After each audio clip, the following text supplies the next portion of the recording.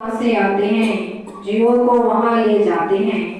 उनका दोस्त हुआ है, उनका घर हुआ है। काम के देश में आते हैं, जियो को यहाँ प्यार करके समझा समझा कर और अपने से बांध कर रास्ता मदद देकर ले चलते हैं और जियो को हमेशा के लिए छुड़ा देते हैं।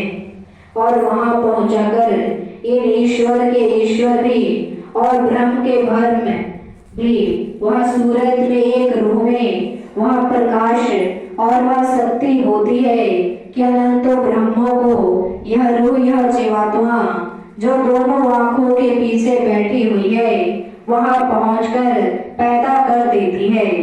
इस रूह का जीवात्मा का यह खेल है। वहां से उतरकर कितना नीचे छोटे बन गई कि वह अपनी धार और शक्ति को बिल्कुल छोड़कर अलग हो गई और बिल्कुल कितने कण के कण से भी छोटी हो गई। जब यह अपने रूप में आती है तब पता चलता है और उसी सूरत में जिसमें एक आंख है उस दिव्य आंख में अनेकों आंख हो जाते हैं। वह अनंतों आंख जिनका कोई शुमार नहीं होता है और कोई जर्रा कोई कण उसकी आंख से नहीं छूटता है। सब कुछ दिखाई देता है। इसी को कहते हैं महात्मा अंतर्यामी होते हैं।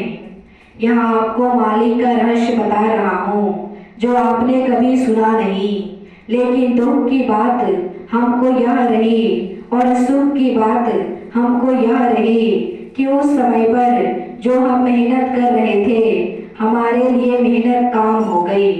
पहले बहुत मेहनत थी, दिन रात एक कर दिया। जब भी दिन रात एक करता हूँ आप देखते ही हो अपनी आंखों से और इसी के लिए करता हूँ, कोई अपना स्वार्थ नहीं, क्योंकि मैं समझता हूँ मैं भी किराए के मकान में रहता हूँ, मुझे भी यहाँ नहीं रहना है। जब तक इस किराए के मकान में हूँ अपना काम कर लूँ, दूसरे का काम कर दो, किराए के मकान को छोड़ना है।